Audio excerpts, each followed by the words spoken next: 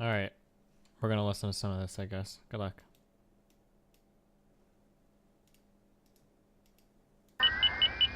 You're listening to Serious Inquiries Only.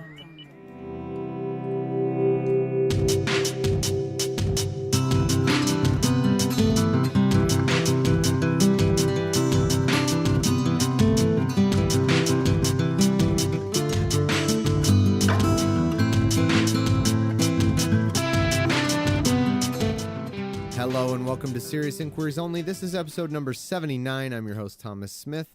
My interview today is with James Damore, the author of the Google Memo. I think for interviews like this, it's important to not color it with any preamble. I will just say it's unedited because James was sensitive to his previous interviews with left-wing sources in his mind being selective and editing. So this is unedited, makes it a little more rough, but I don't think it's too bad. So here, it's also very long because there was a lot to cover and we did not even get to, I don't know, the half of what we could have covered. But here we go, James Damore.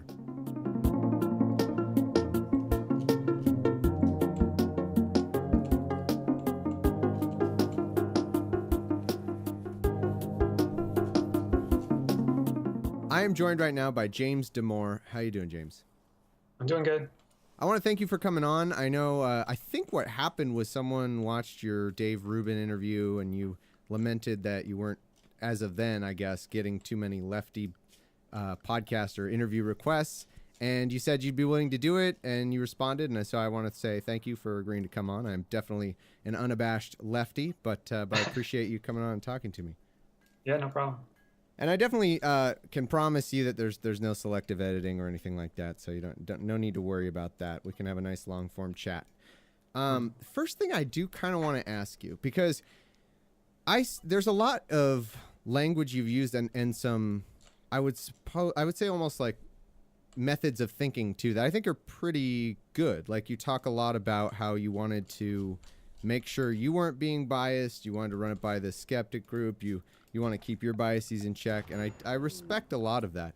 So I guess just to start off, do you worry now that you're completely priced into this thing? Because imagine now if someone were to change your mind, it's not like you get your job back. Like then you're just stuck, you know.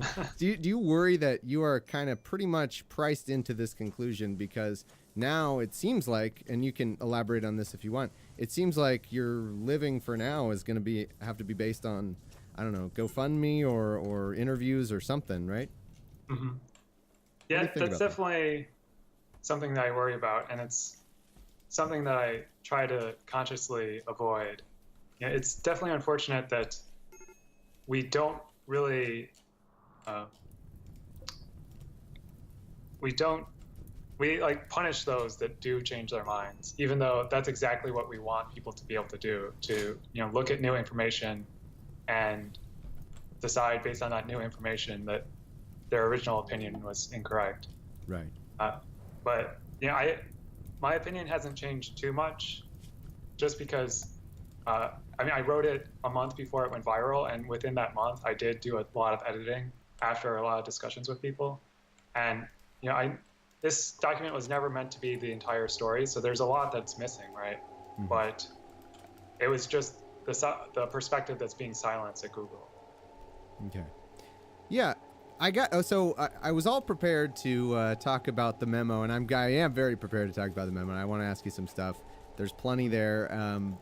I know you're a smart guy. I know you're a logical guy, and then I see 2 days ago you're tweeting about the KKK, and I just got to ask you, man, like, what in the hell were you talking about? Because I don't even, I'm having trouble even getting into, like, what your mindset of, like, what you're trying to do with this tweet, where you said, the KKK is horrible and I don't support them, but can we admit that their internal title names are cool, Grand Wizard? I mean, what were you trying to do there? With that tweet storm. Yeah, so I really wanted to ask, you know, is it appropriate to say that Grand Wizard or whatever sounds cool, or is that itself racist? And because, you know, I think people have started expanding the definition of what racism is, and it often now includes, you know, denying that bigotry or racism is the sole cause for some social problem, that itself is racism. And that's a definition that I don't really agree with. And, Okay. Saying that, racism is the sole cause for some of the inner city violence that we That's a huge straw man. Massive straw man. But we'll see if he lets him walk with that. see when, there's a lot of cultural and socioeconomic factors at play. Like it's that type of thinking that I was trying to counter. And, I think that there still is, like, I wasn't trying to say anything particular Wait, about the why is this KKK considered or anything. outdoors? What do I have But, fucked right now? It is something that we should look more at, because I don't think that it's just racism or white supremacy that's causing people to join these types of groups, because they do provide so a little bit of like a community for these people, and it's often these disenfranchised young white men that join them, and they're able to speak whatever they want, be totally politically incorrect, and they provide sort of a social safety net, which maybe some of these people are missing within society. And if we could instead provide that to them, we could perhaps prevent some of this extremism that we're What the fuck are we talking about right now? Wait, what? Where did we go with this conversation? What? seeing. And this could be applied also to gangs, the mafia, and other terrorist groups. But I think once you start moralizing an issue where you just say, no, it's only racism that's causing this, and any other opinion is racist itself, then you sort of close yourself off from other options. Pistol-fied link or ban. Well, okay, there's quite a bit there. I think some of it we can get to later, because my biggest problem as someone who's on the far left, I think, on a lot of this stuff is there's a huge focus on like cartoon racism. This is something Ruben does that's really obnoxious, where he constantly emphasizes like, look how nice you are, James. You're just such a nice guy. He does that with everybody. He'll have Richard Spencer on and do that. But that's not the problem. Like, it is true. I will agree with you, actually, probably, that outright bigotry and racism has become incredibly unacceptable in our culture. For the most part, I think that we took a step back with Trump and the alt-right a little bit. But for the most part, like, I agree that outright bigotry is largely unacceptable. You get fired for it. You lose your job. You know, if you're a broadcaster and you say something racially charged, and there's a ton of sensitivity there.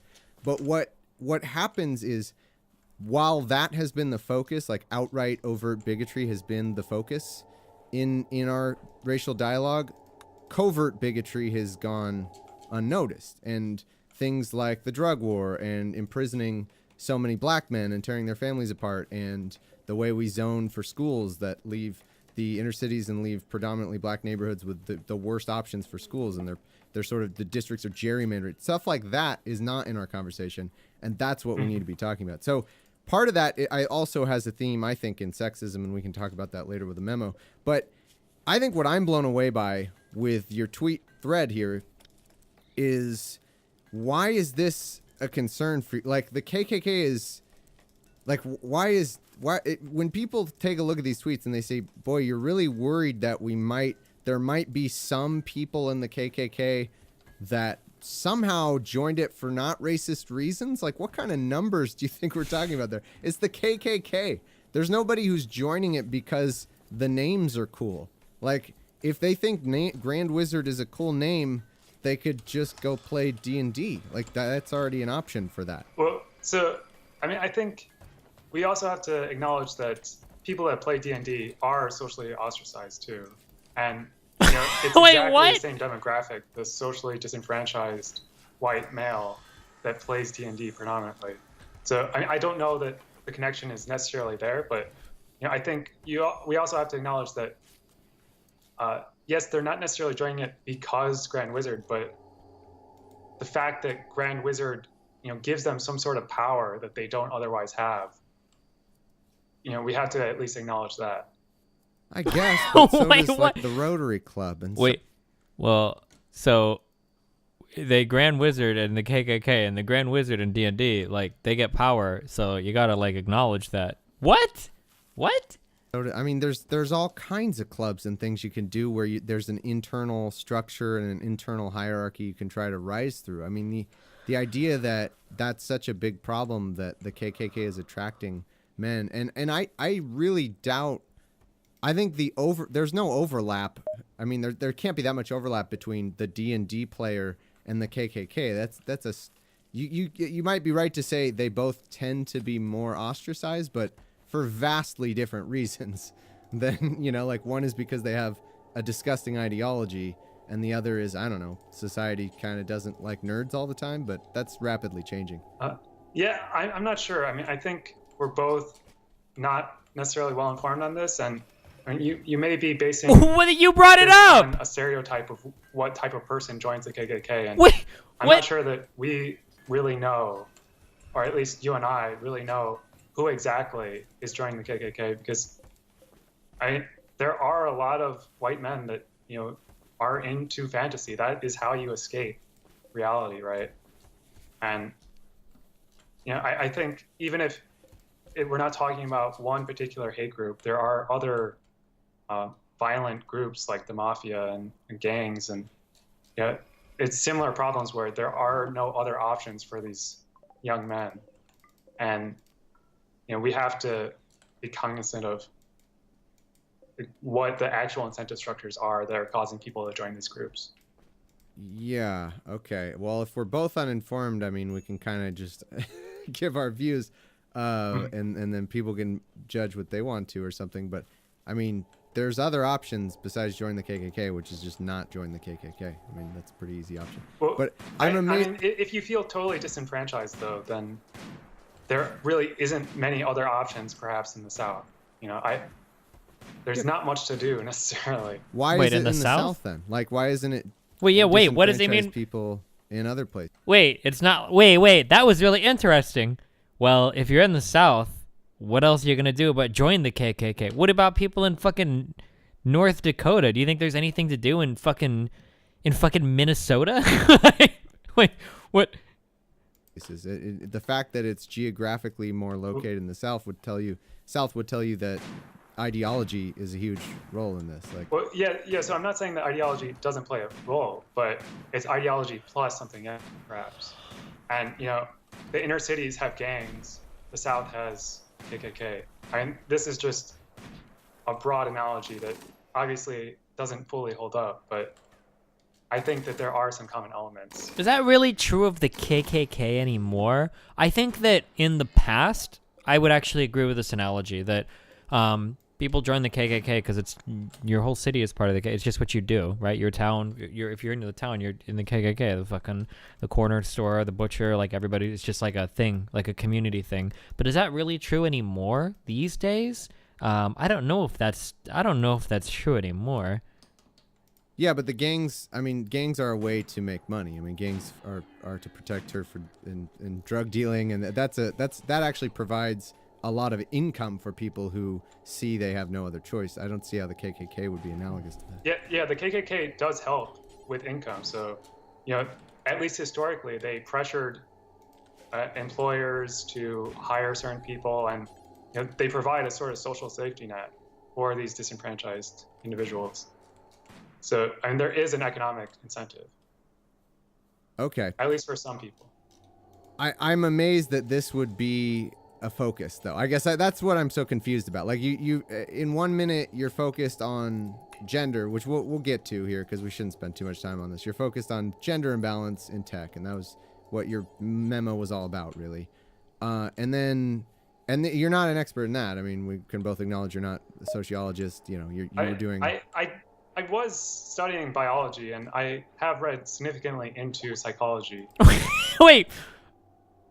All right, never mind. Okay. Okay. And that's fine. sociology. I just mean you're not an expert at it, and I mean, how do you define expert? Somebody who is a sociologist. I mean, somebody like the people you cite. I mean, you cited plenty of experts. I'm not saying you didn't. I'm just saying. I feel like this definition of expert is sort of arbitrary, and it's sort of just a way to attack anyone whose opinion you don't agree with. Oh. Okay, so he's actually retarded. Okay. Because there are many people that agree with me that do write papers, have written books on this. And so, like, it's rather not to attack a person than attack the ideas, right? Well, no, sorry. The point I was making, that wasn't meant to attack you for your views on gender. But what I was trying to transition to was, while you have read into that, like, what made you decide to focus on the KKK in this way? Like, that's what I'm asking. You're not an expert in either, technically. So they're both examples of extreme political ideology run amok, in my opinion. Oh, okay. Wow. All right. Well, let's get. Wait, the KKK is comparable to the Google people? Is that? Back that claim up, I guess. Yeah. So, one thing I do want to.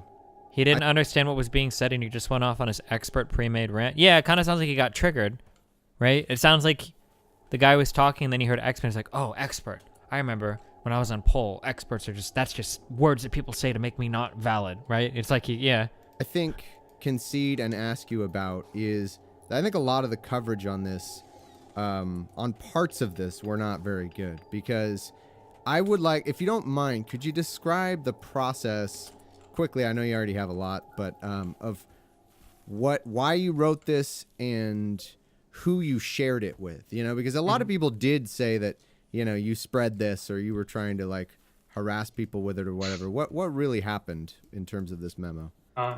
Yeah, so I mean, I was interested in inclusivity at Google, and so I went to these diversity and inclusion programs, and they explicitly asked for my feedback. So I decided to clarify my thoughts into this document, and I sent it to them directly, and they would look at it and read it, but then just never respond.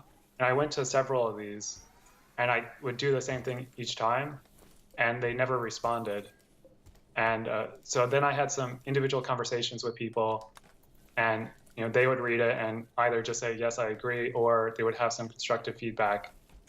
And then at some point, a high-level manager suggested that I send it to a different group. And so I ended up sending it to the skeptics group, which... What is this skeptics, like within Google? Yeah, so there's just these different email lists that some people subscribe to. And one was called Skeptics. I heard there was one thread that was about different political ideologies. So I thought that this might be a good setting. And, I thought Skeptics, just based on the name, they would be able to point out any errors that I had. And so if you read my actual message that I sent to them, it was like, hey, what do you think about Google being an ideological echo chamber? Is this legitimate at all, or am I in my own echo chamber? So I really just wanted them to point out holes, but it ended up just exploding from there, and I didn't control it being spread throughout the company at that point. Do you know how many people were in that skeptic group that you were sending it to? Not that many. A few hundred or something out of many thousands, or like 70,000 Google employees. Right. So from there, once you were sending it out to a group of a couple hundred or so, somebody started sharing it, and did it pretty much go viral within the entire company very soon? Yeah, and there's multiple internal message boards like Mean Gen and internal Google Plus where people were posting about it. Was this on company time? Like, when did you find the time to do all this? Like, there's a lot of research and writing that went into this. Are these groups that you're sharing stuff with, like, how are they structured within ordinary business at Google? Is this something that they're just allowed to just kind of do as a, like, what was the point of them? Forgetting your document, like, what is the normal point of these groups, I guess? Yeah, I mean, how I found time to do it is I flew to China for work, and I wrote it on the plane ride. Okay. So I'm actually not really subscribed to a lot of these groups, and that's why I maybe chose the wrong group for it. Because, yeah, I generally just do my work during work. Mm-hmm. But there are a lot of people that are involved with political and just general information things, and they write emails about it at work. I don't really know how they get anything done. But I think that this is actually another symptom of some of the culture problems at Google, where people start talking about politics during work, and unfortunately only one side is allowed to be talked about, and these message boards are one way of them discussing it and shutting down people that ever dissent. So did you have no intention of trying to share this with the entire company? Yeah, I definitely didn't want the entire company to be looking at this. And you didn't share it outside Google ever. That was done by someone else. Yeah, I never leaked it. So someone else leaked it and leaked all of the other internal things that ended up on the internet. So I do want. Thanks for clearing that up, because I do think it's important to be fair about what went on, what you meant to do. I think that the conversation about your firing and that response is kind of separate from the science of the document. And I just want to say, like, I'm kind of agnostic about that. I don't know. Obviously you got fired, so I'm sure you're not happy about it. But in terms of, in general, your firing as a PR move, do you feel like Google was kind of obligated to do that, or what are your feelings about it? No, I mean, I think that it gives them a very bad image for a lot of people, because now they're seen as anti-science and very politically biased.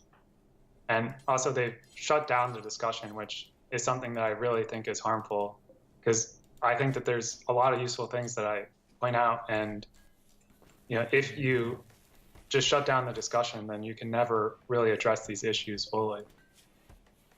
Yeah. Well, I mean, I think the view is that the science isn't accurate, and therefore you're perpetuating these stereotypes. And so let's say hypothetically you got the science, just hypothetically, to separate the issues. Let's say hypothetically you got the science wrong, or you believed the science was wrong. Would it then make sense to fire you, or what do you think the appropriate response should have been in that world?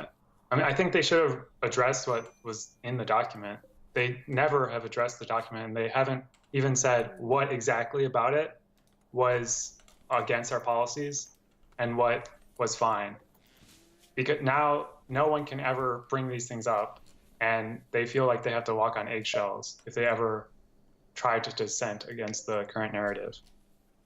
Right. What kind of reaction were you wanting when you sent your feedback? You talked about sending your feedback on this training or whatever. I've done a lot of trainings in my days at my job. I do this full time now, but I used to work for the state, actually. So you can imagine the government's got a lot of trainings and stuff. I think I've sent feedback like once. I don't, and it was something that the trainer said that was, or did actually. They showed a video that was pretty insensitive. Like, without any warning, they just showed a video of the 9/11 attacks, and it was just like, that was kind of unnecessary because it was on something completely unrelated. I didn't get a response then, even though that was it seemed like everybody agreed that was unnecessary and a stupid thing to do. What response were you expecting when you're sending a document that's kind of building this large case for why everything they're doing is wrong? I mean, did you really expect them to change their entire $265 million diversity policy or whatever? I expected there to be a discussion, and because Google is very much a bottom-up company where people will create a document, and there's many different documents that have been made, and I modeled mine after some previous ones, and they share it, and then people modify it and give comments, and at some point you find some happy middle, and it becomes part of the discussion for the company going forward. And I just really wanted to work with the diversity programs myself, and I had talked with the women at Google group, and we had discussions where they seemed to be happy for me to give my perspective on a lot of these issues, but I mean, they just never followed up on it. So they said that they would, and then I had to message them like 5 different times, and it just never amounted to anything. So I just really wanted to start a dialogue, and it seemed like they weren't really up for that. Yeah, well, I think a big issue with that is that long before this, I mean, even back, well, let's see, I don't know how far back, but Google has been under fire for not being diverse enough for quite a while, right? I mean, I think 2014, when you cite that $250 or $60 million figure, I think that's 2014 through 2016, right? When it comes to their diversity measures. So, I mean, that tells you before that already they were responding to a very public attitude that they weren't diverse enough. Yeah, and I think that they've overreacted to a lot of that. Oh god, this is boring. All right, let's listen to this. Have inspired modders all over the world who have built some amazing systems like. So could I buy this right now?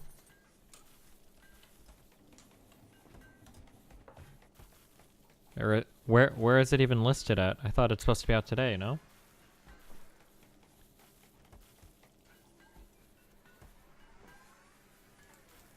Like this dark side themed case by George Purcellus, showcasing the spacious internals in the Define S, or Metallic Acid, a mini ITX system by Justin Olson, featuring a option and get maximum last year in PCs. We've gone from 10 cores per CPU maximum last year in 2016 to now as many as 18, with today's launch of the highest end, fastest, most core county.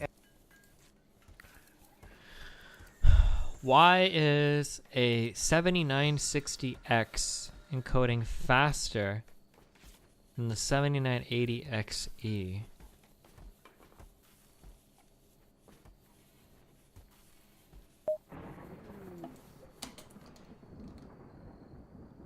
A villager named Kelsey has arrived and is joining the colony. That seems really random.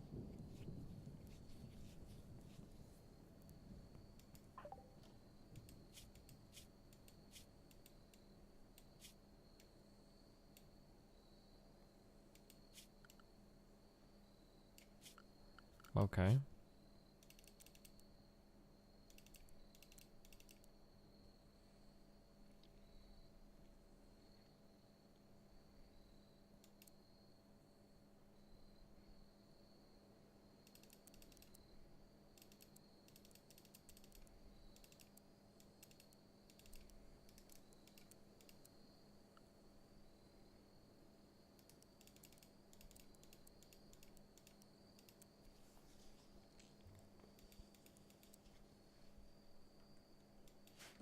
Layman coding is single threaded.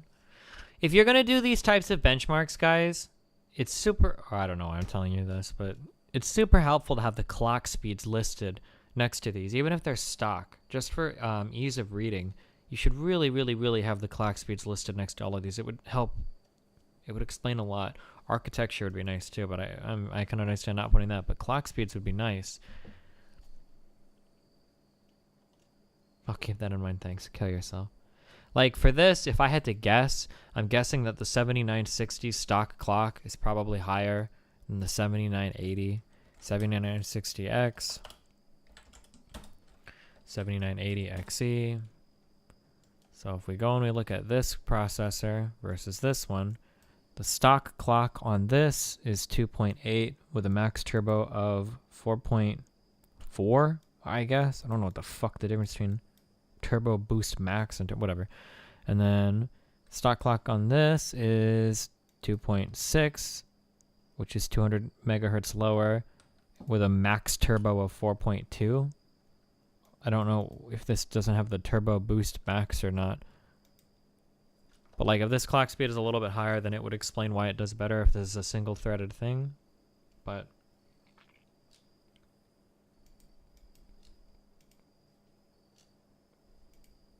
okay.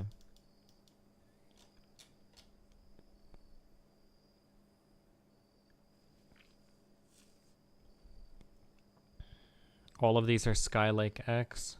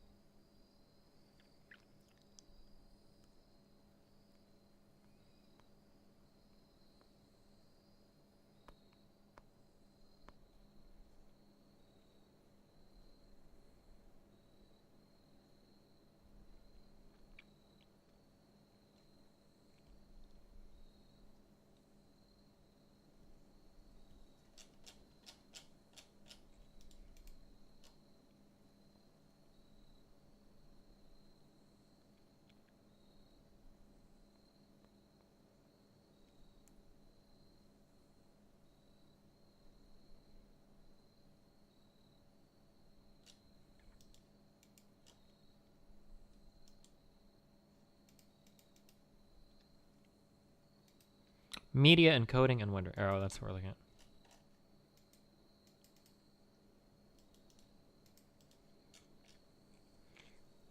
Handbrake is video encoding, I think.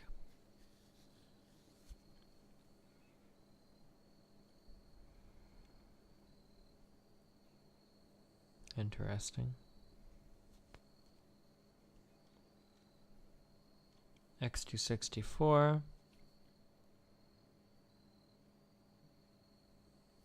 Is this single threaded? Oh wait, I'm sorry, average FPS, gotcha.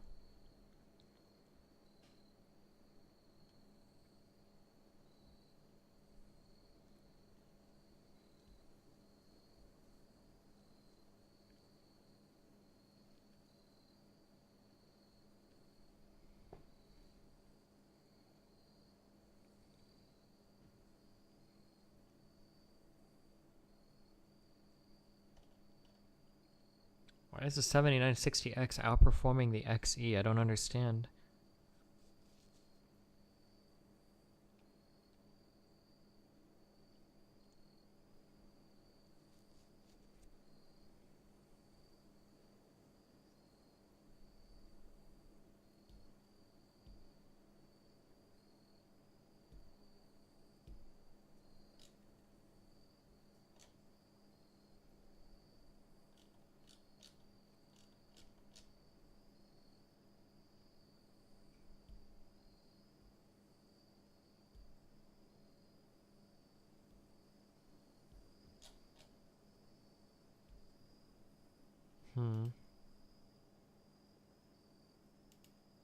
Well, the Threadripper clearly wins in the value thing, right?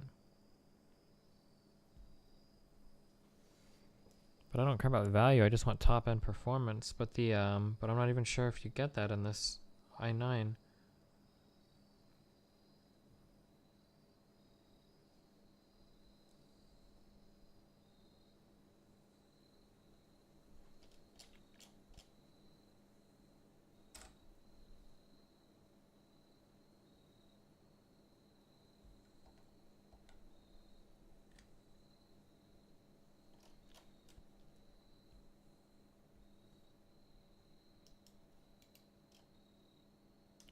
This chip is so fucking huge.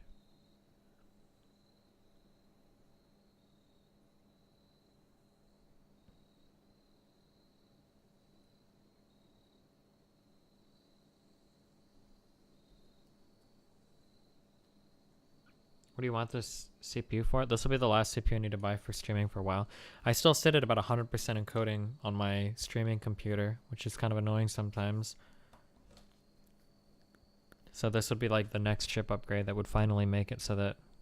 And most expensive CPUs Intel has ever suggested a mere home enthusiast purchase. The Core i9-7980XE, XE meaning Extreme Edition, is what I'll be taking a look at today and sharing some introductory benchmarks. I'm also going to be taking a look at the 16-core 7960X, which will retail for $1,700, currently installed on my test bed right now. The 7980XE goes for too large, $2,000, so neither of these CPUs are meant for those with limited disposable income. But since Win has limited disposable income, stopped a hardcore PC enthusiasts. Specs have been disclosed already, but I'm going to run down them really quickly. All of Intel's current CPUs are manufactured using 14nm process technology, so it's kind of nice to have that parity between their mainstream and high-end parts. Isn't Linux supposed to be like a hardcore AMD shill now or something? Didn't something happen with him? I don't remember. When Intel launched the Core i9, we got some CPUs with legitimately great performance, like the 7900X that we reviewed. But then we also got a bunch of confusion. We got the unnecessary Kaby Lake X. There was that whole thing with the bootable CPU-based NVMe RAID that Intel still hasn't fully enabled on their desktop for fear of encroaching on their lucrative Xeon market. To say it was sort of disorganized would probably be an understatement. But that was yesterday. Today is all about a new threat to Xeon. From Intel themselves, again, the Core i9-7980XE Extreme Edition with 18 cores and a claimed teraflop of compute power. It's a true Halo product, a shining beacon of the technology that will become affordable in the future. and you can have it today. But it won't come cheap. And neither do Linus Tech Tips videos. Today's video is brought to you by CyberPower's a high core count Core i9. So what's a high core count Core i9 anyway? Think of it this way. It's like higher core count. Anything with more than the last generation flagship 10 core is a high core count. So the Core i9 7980XE 18 core is actually launching alongside a whole range of HCC chips. The 16 core Core i9 7960X, along with a 14 core and 12 core and... Okay, real talk Intel. I love you guys, but your naming scheme, you guys are actually stepping on your own mobile CPU model numbers. It's confusing. Anywho, The number scheme is really fucking random on Intel shit. It's always been really fucking random. There's no real surprises here. Well, I don't have any more sponsors in blue. Because I do a lot of political shit and I don't like anybody telling me what I can or cannot say. Usually. You've got your Turbo Boost 3.0, hyper-threading giving you up to 36 threads, 44 PCI Express lanes, etc. All of these new processors are fully enabled with the features that we've come to expect from a Skylake X Core i9 on the X299 platform. So what are we testing then, aside from core counts and clock speeds? I'll tell you. Uh-oh. Yeah, it's really just the core counts and clock speeds. But just doesn't do it justice, because this is more added horsepower than we've seen in one generation since the Core series began. Think about it. Last gen, the best we had this side of Xeon was 10 cores on the i7-6950X, and the big reveal this year was supposed to be a new 10 core for about half its price, which we did get. But this fully fleshed out lineup looks like more than just a refresh. It looks like a fresh, more competitive Intel. I guess they didn't want another AMD sees a gap in the lineup and goes for it scenario like with Ryzen 7. Which isn't to say, though, that AMD has nothing competitive. Their Ryzen Threadripper 1950X also rocks almost as many cores at 16 with 32 threads, while costing a cool $700 less. Could the new Core i9s really justify that much of a price gap? To find out, we grabbed HEDT CPUs from Team Blue and Team Red, and then for good measure, a Core i9 7900X and the 22-core Xeon E5 2699 V4 from last gen. All of them were spec'd out with otherwise identical hardware, right down to the cooler. We'll begin with our productivity workloads, which actually sees a pretty significant performance difference between the Core i9 and even the 22-core Xeon in 7-zip and CPU Mark, while ASUS Realbench shows a predictable curve for the i9s in the image editing test, but finds them for some reason trailing Threadripper here, despite multiple reruns to confirm. Smaller blender scenes like the BMW and Fishy Cat see a slighter difference between the 16 and 18 core chips, while the more complex scenes like Gooseberry and Pavilion Barcelona stretch things out a bit more. Interestingly, Threadripper manages to stay on Intel's heels here. It generally outperforms its price competitor, the 7900X, thanks to its much higher core count, but in a twist ending that surprised no one, its lower per-thread performance does hurt it in some cases. Now, while gaming isn't in any way the focus of this class of CPU, or this video, we had to test it. And honestly, the results were, as expected, pretty underwhelming. The high core count Core i9s pull out some early leads at 1080p and Deus Ex, but slip in Rise of the Tomb Raider and then everything levels off at 4K for both titles. The sole exception out of our gaming tests then becomes Counter-Strike Go, which at both 1080p and 4K shows a significant lead for Team Blue. Synthetics, meanwhile, give a slight edge to Team Blue in 3D Mark, and Unigine Superposition sees similar scores across the board. The most interesting thing about gaming on any of these is how thoroughly trounced they all get by a Core i7 for a fraction of the price, in all but the great equalizer, 4K. Though this too should surprise no one. Maybe thermals will be more interesting. Well, actually looks like all of our processors stayed nice and cool with an H115i, but the higher base clock of the 7960X actually put it closer to Threadripper in that department. Power consumption is also pretty straight, nice and cool.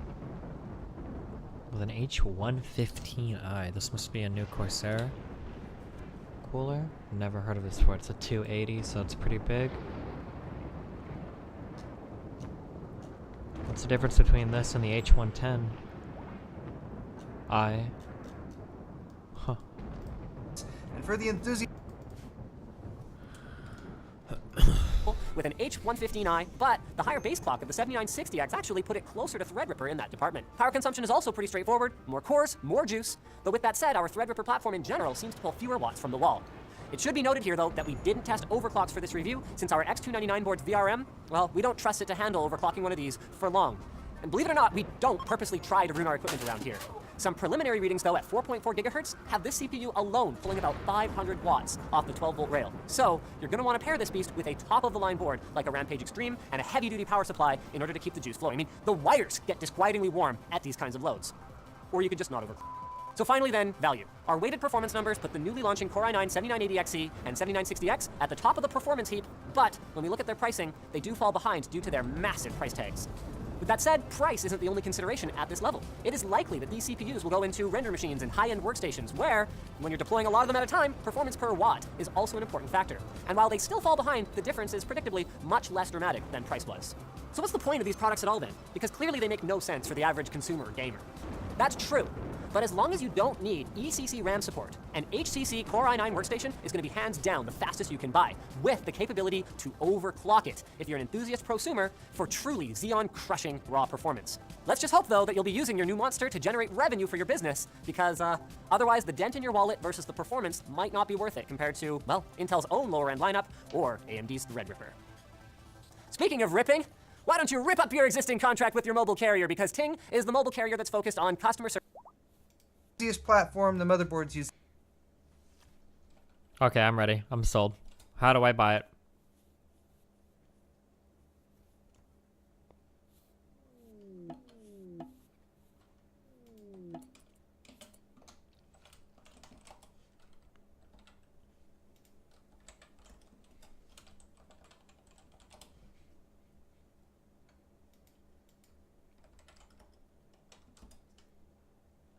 Why is it not available yet?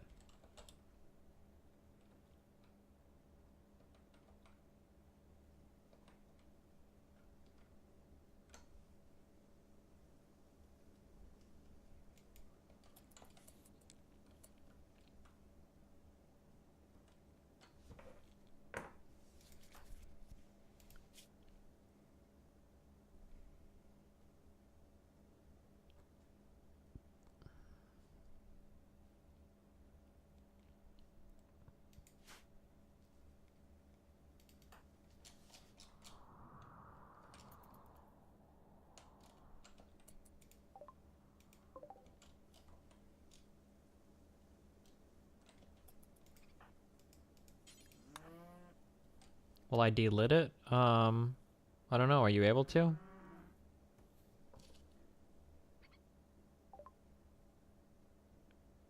Deliting a $2,000 chip sounds a little scary.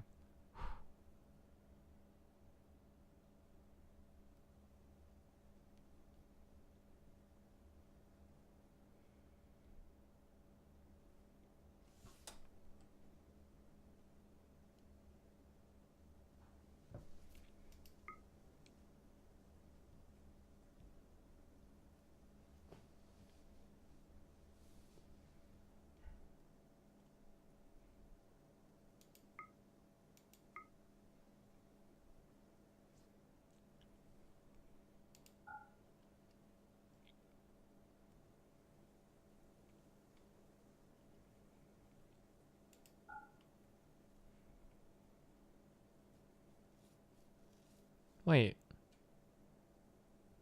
Am I making money on this?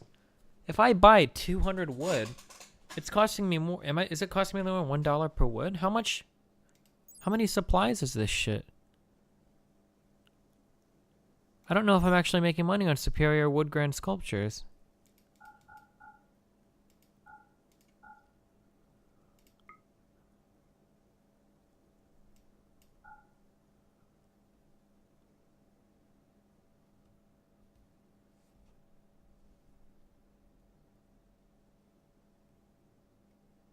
If you try a deload using a vice, wait, it'll break it? Why?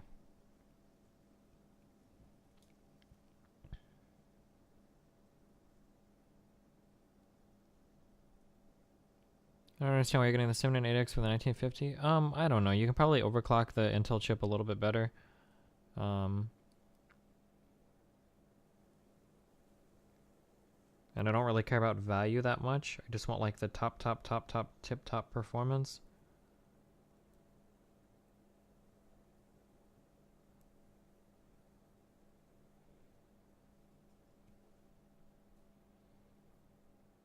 There are a lot of components right under the IHS, like that didn't exist on any other Intel chip, or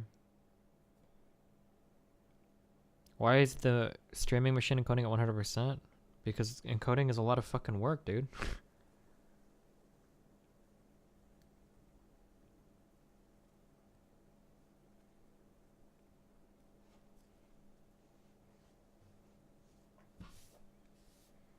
Both at stock, the 1950X outperformed the 7980X.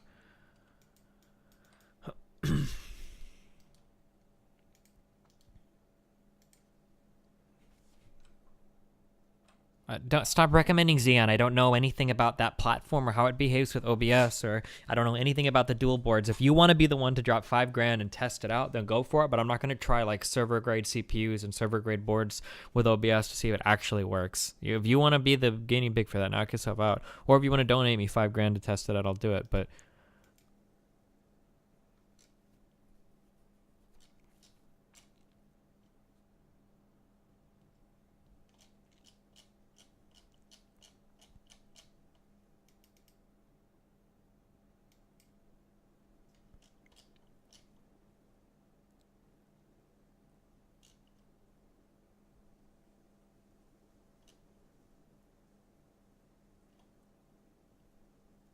I don't understand why this 79... It's got to come down to clock speeds. Would be my guess.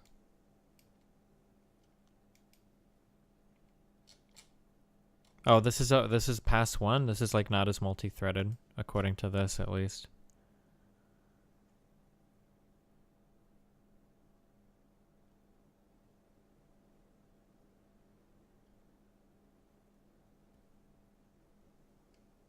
I also don't know what they mean by this. For some reason, the first pass of the behaves very differently in that mode than in the high performance mode based on conversations with Intel. I don't know what this means.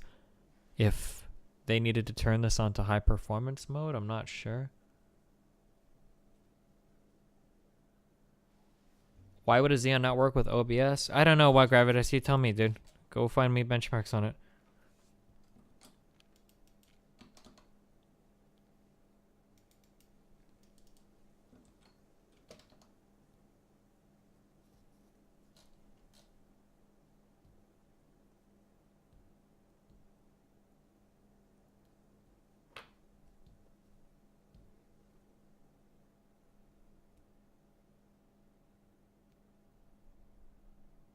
What codec do you use for encoding? The encoder is the H.264. The codec is H.264. The encoder is X.264. It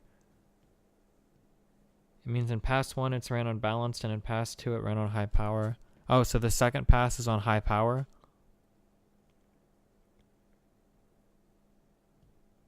Is a more traditional workhorse part. Wait, I don't know if that's true or not. Yeah, I'm not sure why they didn't run it on high power. I don't know. I'm not sure. I don't know why you would run anything on balance. That seems really weird. Or maybe it doesn't even matter. I don't even know what the fuck that shit means. I want high performance, right? Yeah.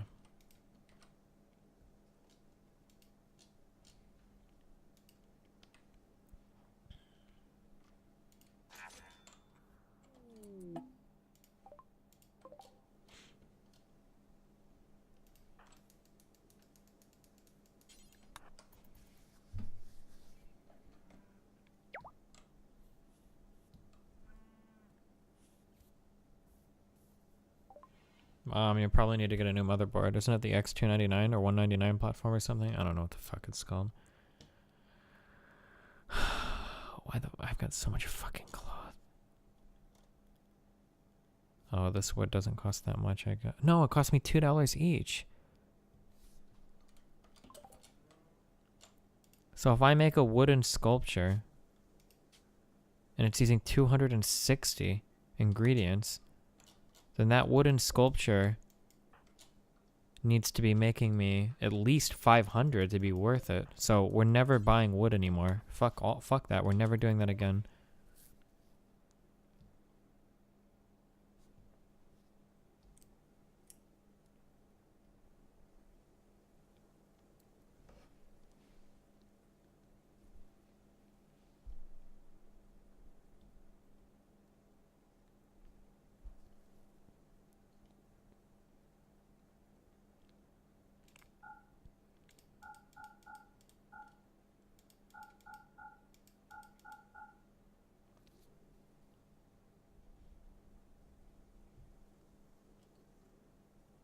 Fuck, I'm not buying steel either.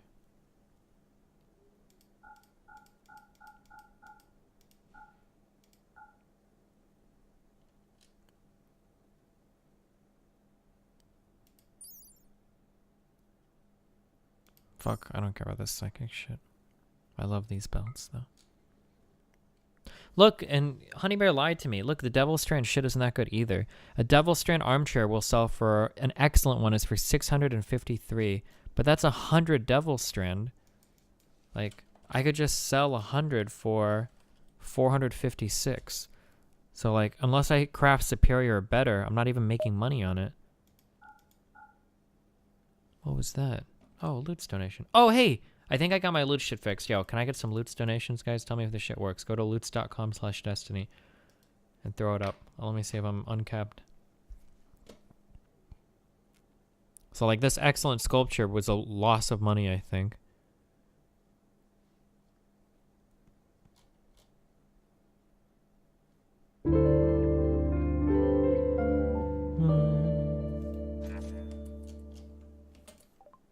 Hey Steven. Hey. Can't come up with a good meme.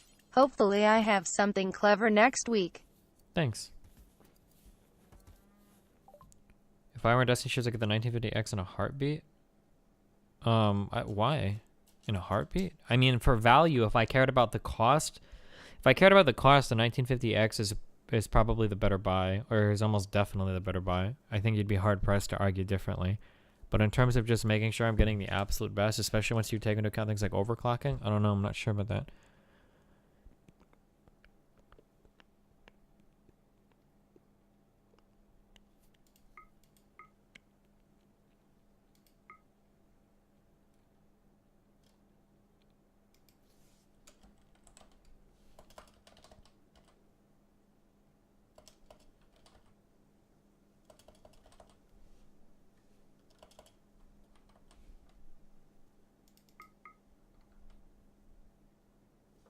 Do you really want to overclock these chips? Yeah, sure. I've overclocked every streaming PC I've ever had. Yeah, for sure.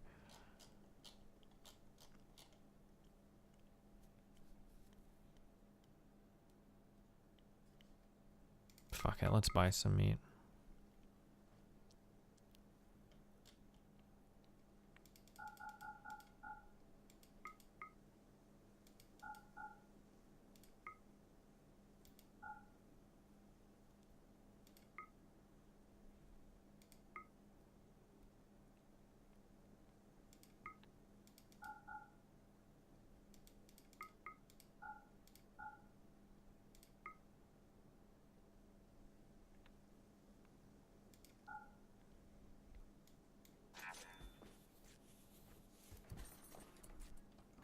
Have you seen messages about overclocking the heat? I mean, it doesn't seem like I didn't see any heat problems in Linus's one.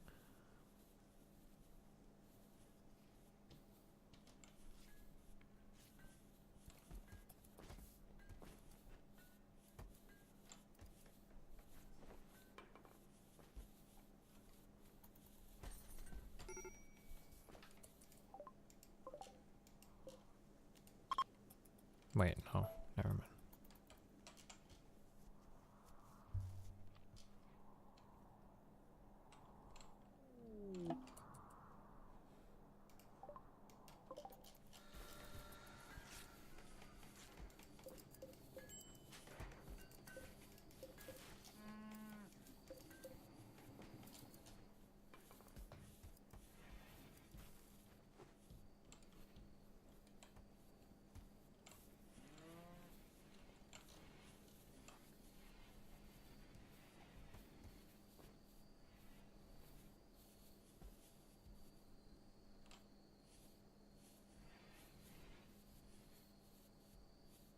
Did you ever realize how you misunderstood the guy's McDonald's hypothetical about economics? Wait, what? You'll absolutely need to delit it to get any decent overclocking. Wait, do you have a source on that? Buying the best of the best also means dealing with issues that a very small percentage have dealt with, so you won't find solutions. That's been since I've started streaming Derver. I've always been on my own for those kinds of issues. Nobody was able to help me set up my current capture card. Very rarely. Well, I'm connected with I'm friends with the lead dev on OBS, so I can help him. So, or I can get help from him if he's familiar with what I'm. So I mean, that's fine. We start troubleshooting things on my own.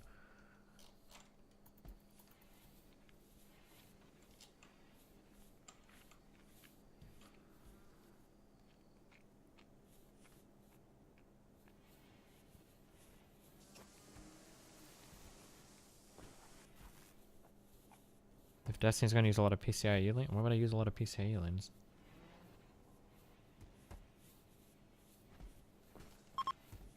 Pop-pum.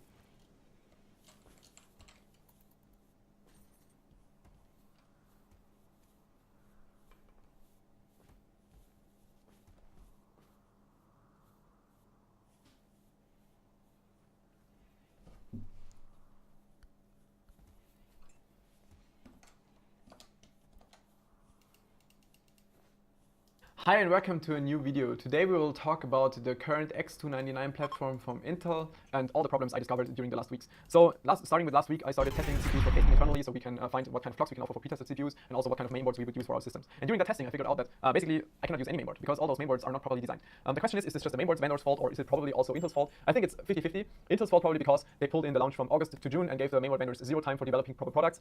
So and that's the result what we have now. So I started testing. I have the Gigabyte Aorus X299 Gaming 3 motherboard and that was the first board I tested. And what I did was I used the 5 GHz CPU I showed in one of my previous videos because I knew what kind of voltages and clocks I can reach with that CPU and I wanted to check how good those mainboards are. So on this board, I attached a thermocouple on the VRM heatsink and also a thermocouple on the back of the PCB behind the VRM so I could figure out what the VRM temperature would be.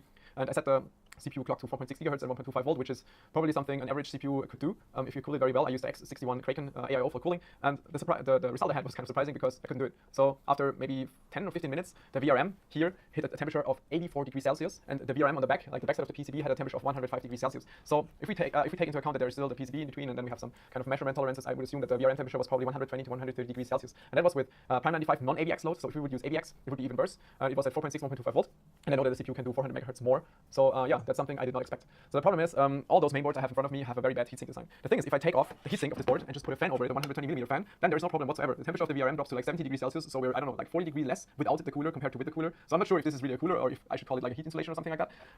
The thing is, those blocks on those boards, they have zero surface area. They're just there to, I don't know, heat buff or something. Another issue we have is that on a lot of boards which we currently see on the market, they only have an 8-pin connector, and 8-pin for X299 Skylake CPUs is not enough. If we run the Skylake X10 core at 4.5, 1.25 volt, the CPU will pull like 300 watt. And pulling 300 watt through one 8-pin connector is not going to work. I attached a thermocouple on the 8-pin connector, which goes into my PSU, to measure the cable temperature. And the cable temperature was 65 degrees Celsius, and that was in an open test bench area. So now imagine you would put all this stuff into your case, in your closed case, and you have a lot of cables in the way, and you have... Do you think are the motherboard's designs better now? This is about 3 months old, I guess. I wonder if the motherboards have got any better.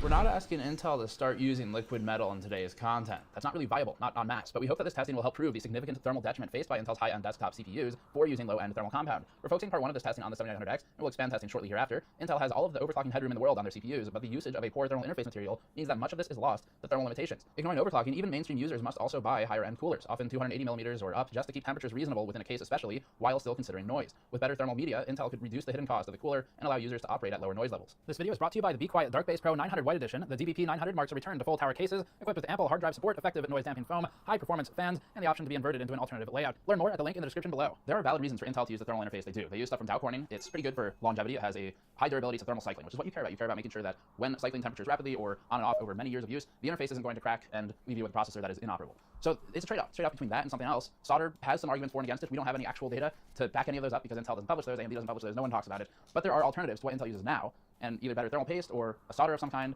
or something like that.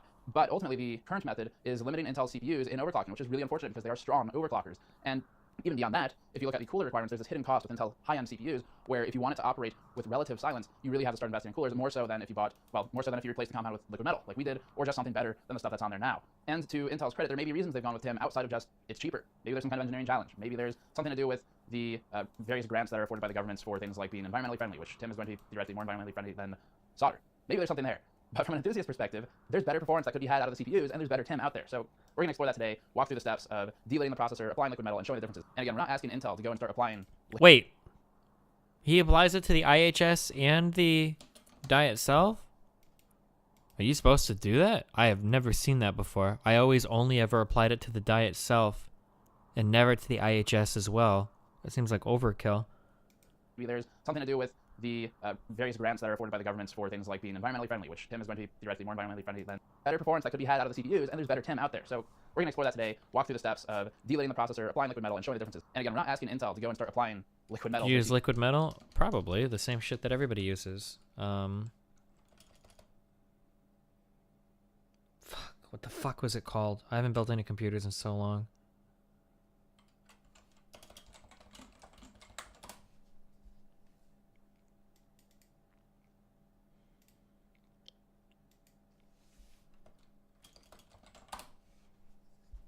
This.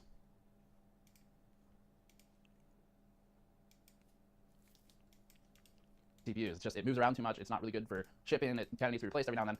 But this is as a stand-in for an alternative like solder, which is a lot more realistic, is currently used on AMD CPUs, has been used by Intel in the past, and that's kind of what we're using as an analog today for a high-end interface. So we'll walk through that now. Delating, we use their Bauer's DLID DieMate X. We are using that for some other upcoming content as well, and it'll be part 2 of this exploration. We're using a conductor-not thermal grizzly material for the liquid metal, and we'll have more information on the testing process in the article below. But the big part is that we're using Prime 95 and Blender. Prime 95 thermal, or power cycles rather. So when it power cycles, you'll see stepping, where the thermal charts will kind of go like this, then like that, and then maybe back down. And that's because they are cycling power loads. It's pretty predictable. You can tell it what to do. So that's a good test for something intensive. Blender is a good workload that's constant power throughput, the same workload type, the same everything. So Blender's really consistent for that. So we got a bit of each, and we'll be exploring the thermals from each of those types of tests. We're starting with the most abusive and exaggerated test, and then we'll move on to Blender and lower frequency testing. With Prime 95 running at 4.5 gigahertz and with a 1.175 voltage ID, we end up throttling on the CPU that's cooled with Intel stock thermal paste. So Is this overclocked or is this at stock temperature? Or I'm sorry, stock clock. Let me listen. I'm sorry. tell it what to do. So that's a good test for something intensive. Blender is a good workload that's constant power throughput, the same power throughput, the same workload type, the same everything. So Blender is really consistent for that. So we got a bit of each, and we'll be exploring the thermals from each of those types of tests. We're starting with the most 4.5 gigahertz. Are you supposed to assume that this is overclocked, or is this the boost? Okay, I'm assuming this is overclocked then. Okay.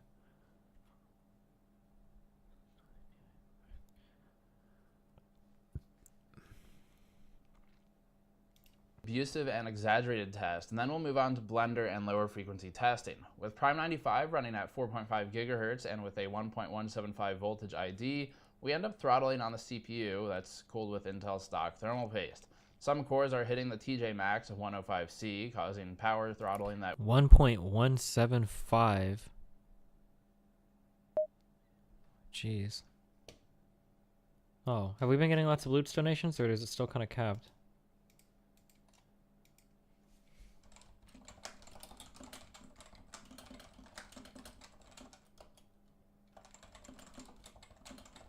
Wait, it's not OC? Go back to the link you were just on.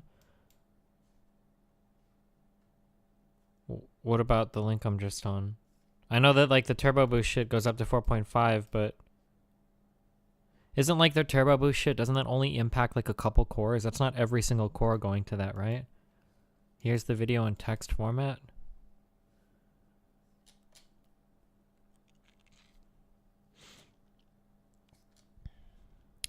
After trials in the Constitution, we eventually got the method down and improved thermal significantly. Delidding was done with the DLID DieMate X.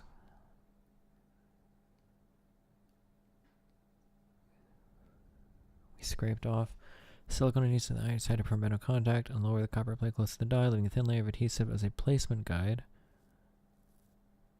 Minimal thermal headroom to be gained by removing 100% of the silicone adhesive.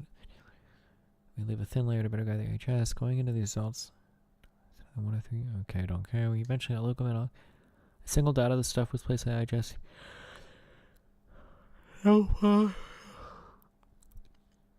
Nail polish was used for its nitrocellulose and alkyl acetate, adding a protective layer over the SMDs. The substrate. Holy shit.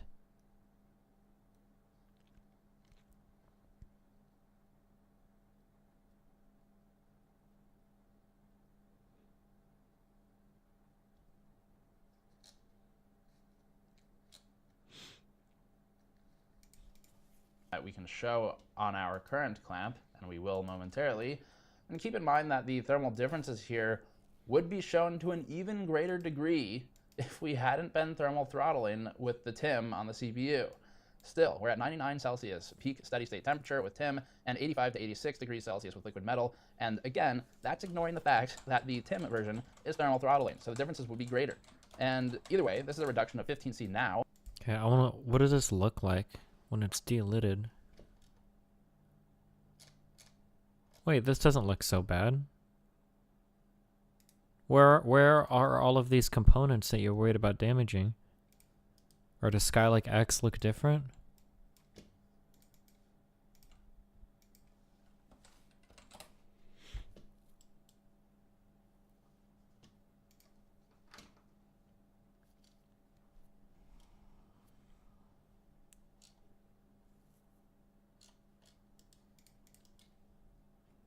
That's not Skylake X? No, that was just a normal Skylake.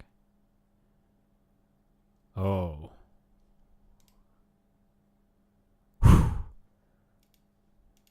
Okay.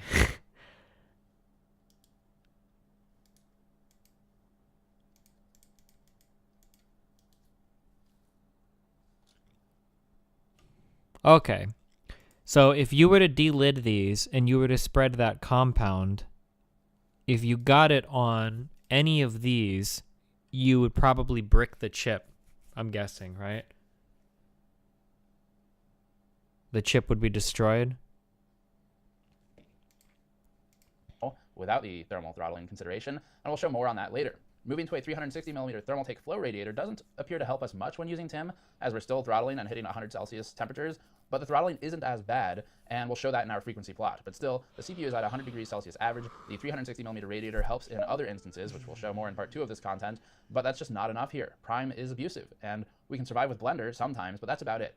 Liquid temperatures are sort of a question mark for us. Our original hypothesis was that liquid temperatures would increase with greater thermal transferability between the IHS and die, but we're not measuring that here. There's only one of a dozen tests in this particular plot, but we've got many more coming in part 2, and that has the liquid temperatures roughly matched, and that's when the power load is lower. Shown here, the CPUs are thermal stepping along with Prime's power cycling, with each relatively aligned. Data alignment is handled prior to number averaging anyway, but you can see the stepping here. The liquid temperature ramps faster on the 7900X with TIM, as does the core temperature, and when we look at the power chart, we're showing severe throttling on the unit with TIM, but applying liquid metal brought down our temperatures enough to avoid throttling as a result of thermals. So we can see these boosted power consumption figures as measured at the EPS 12-volt cables because of the limitation that existed with the TIM unit. This frequency plot shows the severity of the problem. We're able to achieve higher clocks and hold them with liquid metal, which speaks to the uselessness of Intel's TIM when overclocking. It's unfortunate too, because Intel has the best overclocking candidates right now, and performance jumps as much as 30% when running our CPUs with high OCs and liquid metal, and we could easily get another 200 megahertz out of the clock by switching thermal interfaces. So it's a real shame to see Intel squander their advantages in an increasingly competitive market.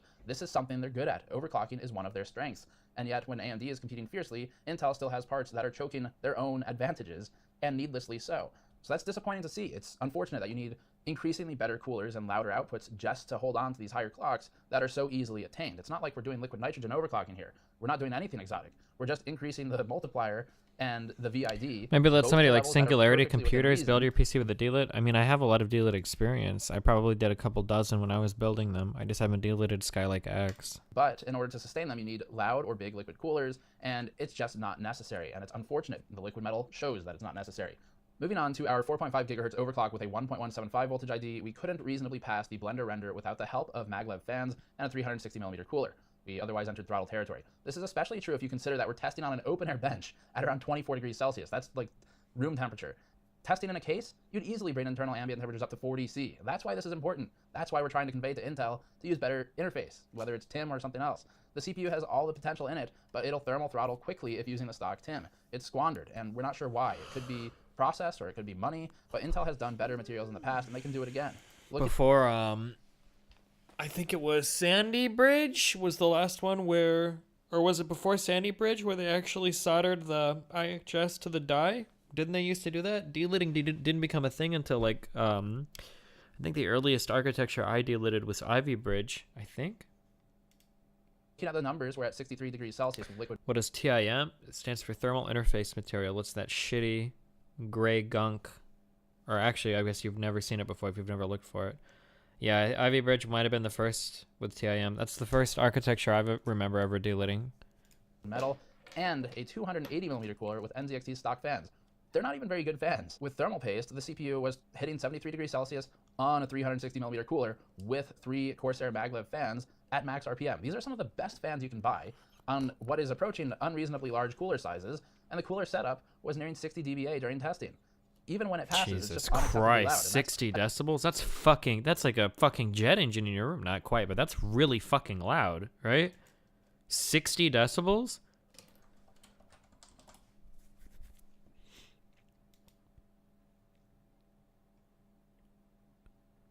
Heavy traffic at 300 feet.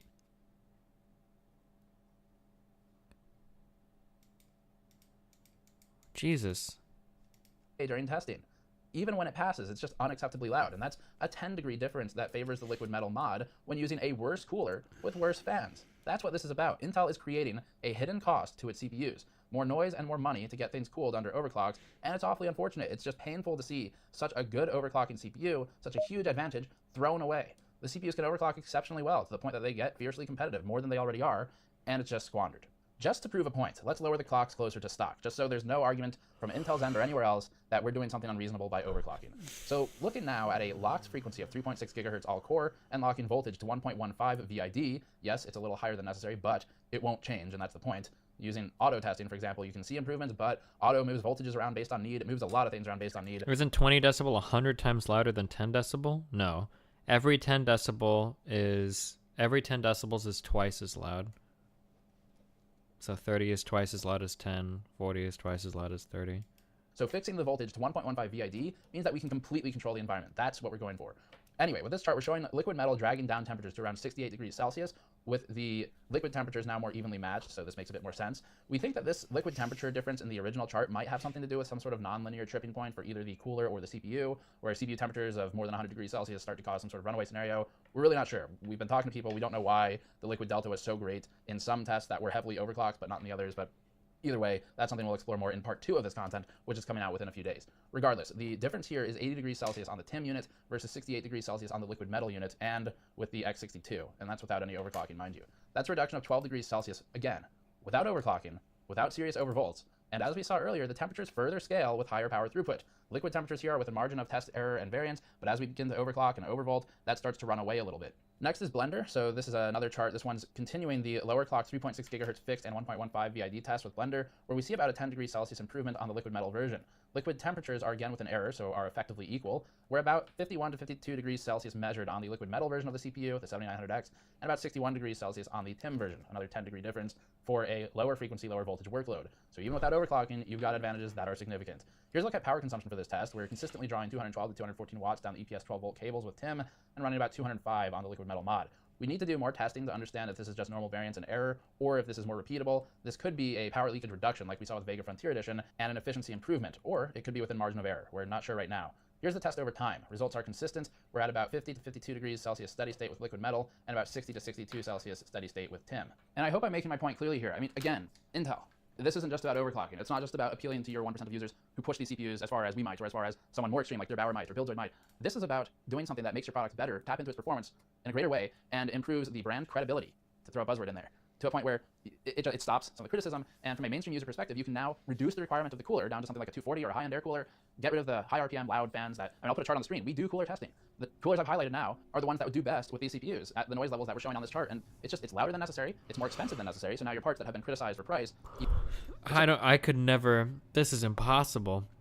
I could never run a fucking 50, 60 decibel cooler. That's insane, dude. Dishwasher in the next room? This is way too fucking loud.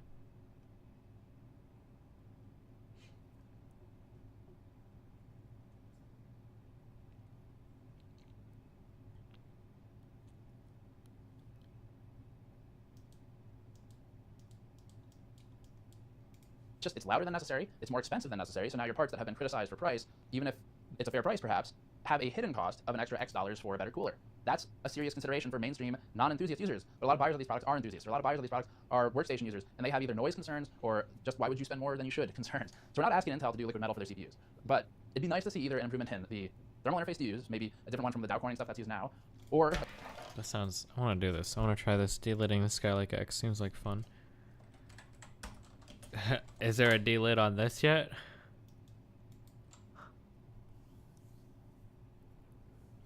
Huh.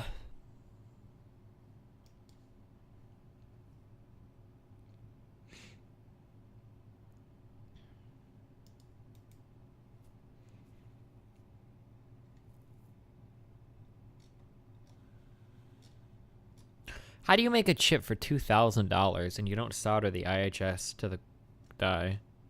How is that possible? Why? Is it really that much more expensive?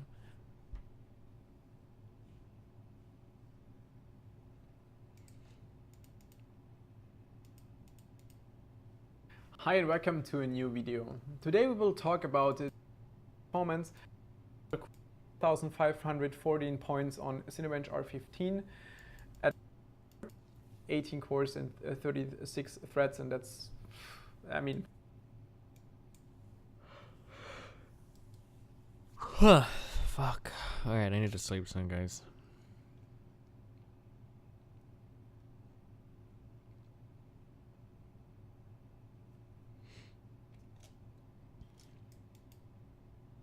Jesus Christ, this is so much gunk.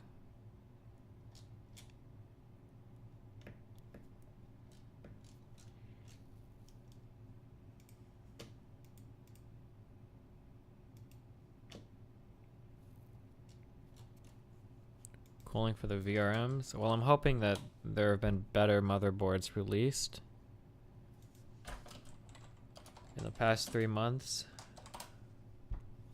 Fuck. Huh.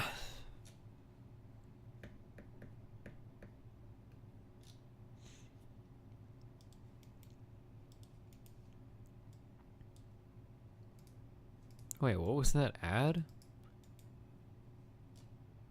Oh, fuck, it's gone now.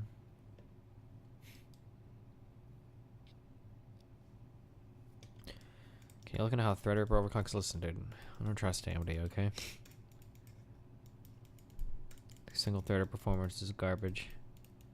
Threadripper looks like a nice meme, okay? But listen, dude. Shh. Me, H, girl. What? Dumbass bitch. That's why you're on my fucking Twitter Whoa.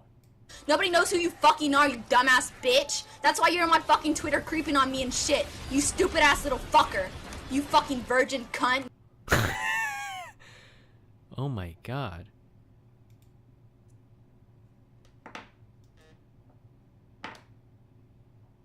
Oh, how did I make that noise?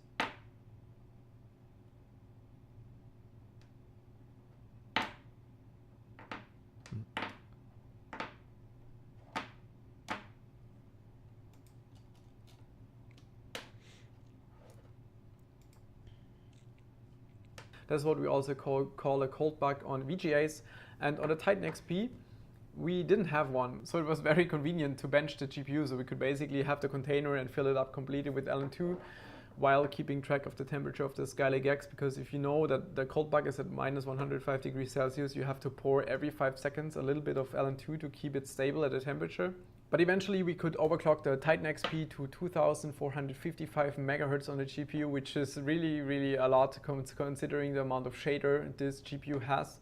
And we could even beat the 1080 Ti from Kingpin, from EVGA, and he was running, I think, like 2600, 2700 megahertz on the GPU. That just shows how much more power the Titan XP actually has because of the more shaders. And we were able to beat him in 3D Mark 11, 3D Mark Firestrike, and 3D Mark Vantage single card. So we also set 3 new single card records. Wow, happy birthday, George. Okay, I'm going to bed. More Divinity shit tomorrow. Have fun. Peace out. Be careful, mates.